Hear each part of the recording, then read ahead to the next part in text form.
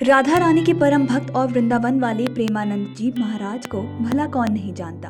वे आज के समय के प्रसिद्ध संत हैं। यही कारण है कि उनके भजन और सत्संग में दूर दूर से लोग आते हैं। प्रेमानंद जी महाराज की प्रसिद्धि दूर दूर तक फैली हुई है।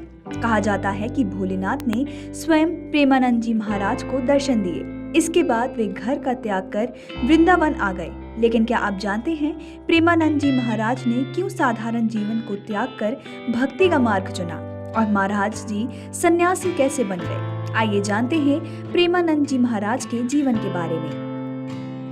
प्रेमानंद जी महाराज का जन्म उत्तर प्रदेश के कानपुर में एक ब्राह्मण परिवार में हुआ। प्रेमानंद जी के बचपन का नाम अनिरुद्ध कुमार पांडे है। इनके पिता का नाम श्री शंभू पांडे और माता का नाम श्रीमती रामा देवी है।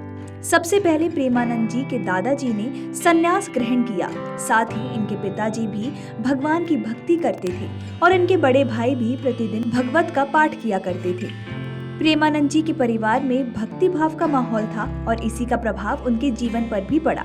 प्रेमानंद जी महाराज बताते हैं कि जब वे 5वीं कक्षा में थे तभी से गीता का पाठ शुरू कर दिया और इस तरह से धीरे धीरे उनकी रुचि आध्यात्म की ओर बढ़ने लगी। साथ ही उन्हें आध्यात्मिक ज्ञान की जानकारी भी होने लगी। जब वे 13 वर्ष के हुए तो उन्होंने ब्रह्मचारी बनने का फैसला किया और इसके बाद वे घर का त्याग कर सन्यासी बन गए। सन्यासी जीवन की शुरुआत में प्रेमानंद जी महाराज का नाम आर्यन ब्रह्मचारी रखा गया।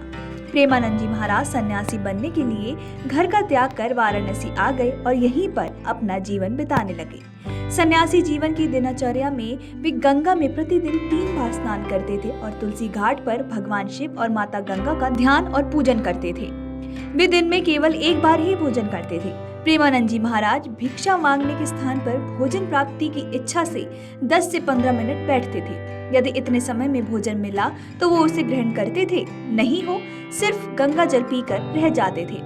सन्यासी जीवन की दिनचर्या में प्रेमानंद जी महाराज ने कई दिन भूखे रहकर भी बिताए। बता दें कि प्रेमानंद जी महाराज के सन्यासी बनने के बाद वृंदावन आने की कहानी बेहद चमत्कारी है।